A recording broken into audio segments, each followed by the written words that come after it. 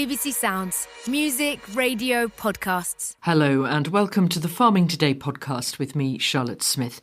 In this episode, new bird flu restrictions are being introduced in parts of England. Some farmers want the government to go further. We welcome the extension. It does fall short of where we would want to be. We are asking for an England-wide housing order. So, disappointed. But the chief vet tells us it's a proportionate response. There's always a balance between the biosecurity risk and the welfare impact of housing birds that are not usually housed. We constantly keep it under review. More on that later. Let's begin, though, with a breath of fresh country air to start the day. All this week, we're celebrating Rural Community Champions. And today, our reporter Sarah Swadling's taking us to the winding, tall, hedge-flanked lanes of the Exe-Valley in Devon.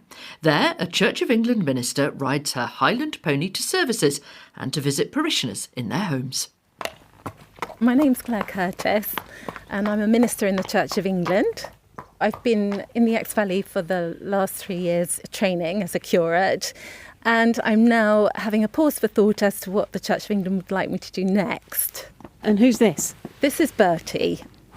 How do you use Bertie in your work then? For the last 3 years, I've been literally riding him to church when I can, when there are children in church, which is great, that they love to see him. And on the way, it's beautiful because people can see you, and when someone wearing a collar riding a pony, people always want to wave up. You can look over the hedges, you can see people and they're like, oh, hello. And I'm like, oh, hello. It's just it's a really joyful thing to do. The Church of England strapline for the Diocese of Exeter is to grow in prayer, make disciples and serve the people of Devon with joy. And Bertie brings so much joy. It's all the process of getting all the tack on and off, isn't it? It's all part of the rhythm of having a pony. It keeps you fit as well.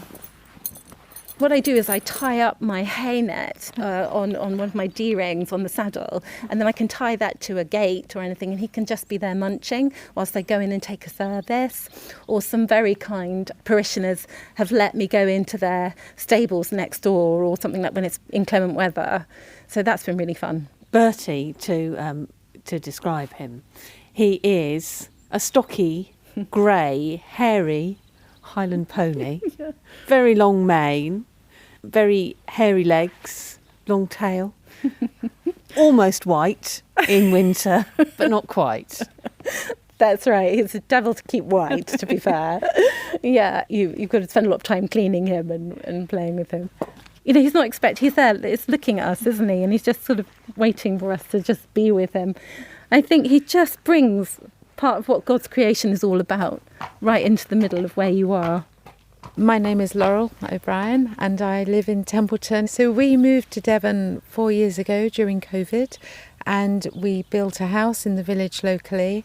I was very unwell during the build of our house, and Claire came to visit me on horseback, and we were living on a building site, and Claire rode in with Bertie past the holes and the trenches, and we had a builder working for us at the time, Jerry, who'd come over from Bulgaria to work, and he owns a farm out there. And when he saw the horse, he ran across. He doesn't speak any English, but he ran over and he flung his arms around Bertie. And I came out, having been quite poorly, to see Bertie, and again had a cuddle, and it was life-affirming. It was uplifting for all of us, actually, on site. Great excitement. There's been a soft, velvety white muzzle poking into our conversation all along, hasn't there, Bertie? Yes. I go off and pray, ride around some of the villages, and whoever I meet along the way, I pray for them, and you can see in the distance as well, and pray for the farms in their isolation, which is good. And what I do as well sometimes is meet up with other parishioners on their ponies, and they tell me their prayer requests as well. When you're doing a task as well, it's easy to talk about things that might be a bit tricky, isn't it? We get so wound up, don't we, with all our devices, and it's a virtual world. Whereas when you're out in the countryside, you can't fail but to feel God and to really learn about others as you're going along. The Reverend Claire Curtis there with Bertie. Free-range egg producers say the government's latest measures to combat bird flu don't go far enough. The chief vet says that from Sunday, poultry in a further 5 English counties must be brought inside, joining restrictions already imposed in Hull, eastern North Yorkshire, York, Norfolk, Suffolk and Shropshire. Gatherings of poultry have also been banned in England, and enhanced biosecurity measures are already in force across the country. But Gary Ford from the British Free-Range Egg Producers Association told me they want a stronger response. We welcome it, but disappointed at the same time, because in our view there is sufficient evidence to extend the housing order across GB. But that said, we are getting there, and we welcome the latest announcement from DEFRA. DEFRA, though, say that they have made this housing order in response to increased levels of bird flu. And doesn't that make sense, to just house the birds in the area where the virus seems to be worse? We all want to get ahead of this disease outbreak, ahead of the disease curve, and we believe a proactive approach to this is the right way to approach it. So yes, using evidence as the basis for the decision, but taking into account other factors. And those other factors include farmers, their well-being, because they are absolutely worried and concerned that this dreadful disease could visit their farm. So I think we've got to do the right thing by the birds, our flocks, and we've got to do the right thing by farmers as well. Let's talk about the practicalities. How will farmers in these areas cope with bringing free-range flocks inside? We've had a number of housing orders over the past few winters, so farmers are well used to looking after their birds during a housing order. They're used to maintaining their welfare whilst they're being housed. So this is nothing new to farmers, and they're well versed, they're well experienced in maintaining high standards of bird welfare for their flocks that are temporarily being housed. Gary Ford. Well, the UK's chief vet, Christine Middlemas, says the latest restrictions have been brought in response to increased cases in wild birds and poultry.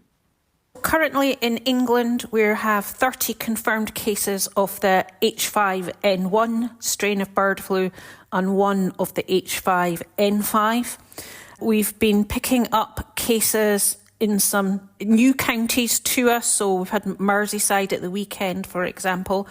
We've also found dead wild birds infected in wider areas, and that's why we're now bringing in a housing order from Sunday the 16th of February for all bird keepers in Herefordshire, Worcestershire, Cheshire, Merseyside and Lancashire. They will, in addition to the biosecurity requirements already be in place, required to house their birds. That joins other areas which are covered by housing orders. Some farmers, though, now think it's time for a countrywide housing order.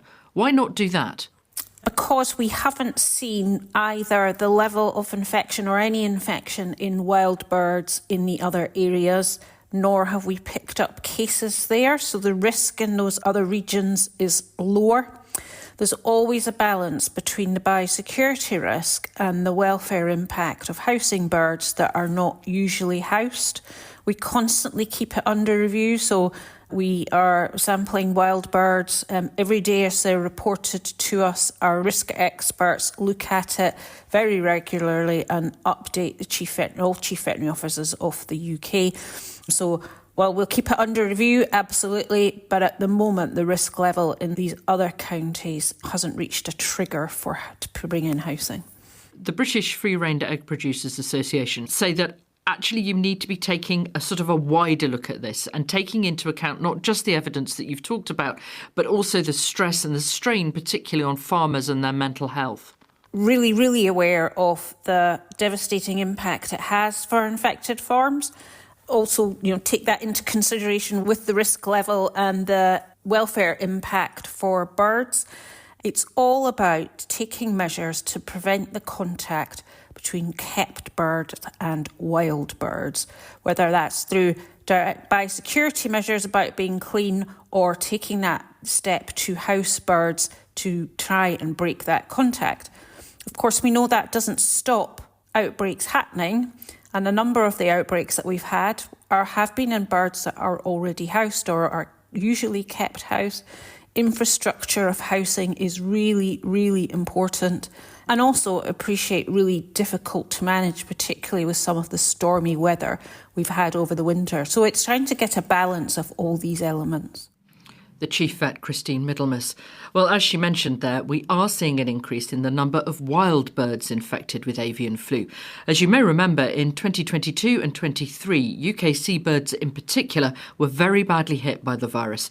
Dr. Phil Atkinson from the British Trust for Ornithology says they are now seeing more cases in more species. Last summer, we saw relatively little bird flu in wild bird populations, but recently, in the past few weeks, we've seen a real uptick in the number of particularly wildfowl, so geese, ducks and swans, and gulls, which are being found dead or sick with avian flu at the moment. Do we know why? This outbreak's been going on for the last 3 years or so, and it's been quite unusual in that it's spread between species and seasons. So it's normally, just like human flu, a disease which comes in the autumn and then disappears in the spring. But it's really surprised us as it's actually carried over into the summer and has infected other species as well. So normally the sort of wildfowl and gulls, but now we've seen it getting into seabirds where there's been very high levels of mortality, and of course into mammals as well, which is another surprise. So yeah, this is really a sort of a new departure for avian flu that we're seeing at the moment. Is there anything that can be done to better protect wild birds? It's very difficult because wild birds are, of course, free to move and very good at spreading the disease around. The wildfowl species, which are particularly high risk, are migratory and will move to breeding areas in sort of Central Europe, Siberia, and then move back to the Western Europe in winter to escape the extreme weather in the east in winter. So yeah, the flu sort of ebbs and flows backwards and forwards along these migration routes. So really, it's very difficult to actually do anything about it. Where we might be able to do something about it is in breeding colonies, for example. So we saw really very large mortality in species of seabirds, so particularly things like terns and gulls, gannet, kittiwake, all those colonial nesting seabirds. And one thing that has been trialled is the removal of carcasses on a regular basis to try and limit the spread of the disease, because the disease will linger in the environment for a while, for a few weeks. How worried are you about avian flu this time round? That's a big question, really. It's really difficult to know what the long-term impacts are going to be. For some species, we've seen really sort of very, very large changes. So, for example, great skewers, we've probably seen a 50% decline due to bird flu of the global population. Other species are also seeing sort of 20-30% declines in the UK population of seabirds. So, yeah, it's a really big thing. Now, whether birds can bounce back remains to be seen. If this outbreak sort of continues as other ones have and sort of disappears after a while, seabird populations may well recover. But if it doesn't, then I think really it's going to have a really big impact on these populations. Phil Atkinson there from the British Trust for Ornithology. Now, earlier this week, we saw farmers again take tractors into Westminster to protest against the reintroduction of inheritance tax on farms. And as we've discussed aspects of this issue over this week and indeed in previous weeks, you've had some questions. Well, finally, we plan to try to answer them. So now's your chance. Any questions about the practicalities, the politics or any aspect of inheritance tax, please let us have them. You can email us. We are farming.today@bbc.co.uk, or you could tweet us on X, where we are at BBC Farming Today. That's it from us. I'm Charlotte Smith. The producer is Beatrice Fenton, and Farming Today is a BBC Audio Bristol production.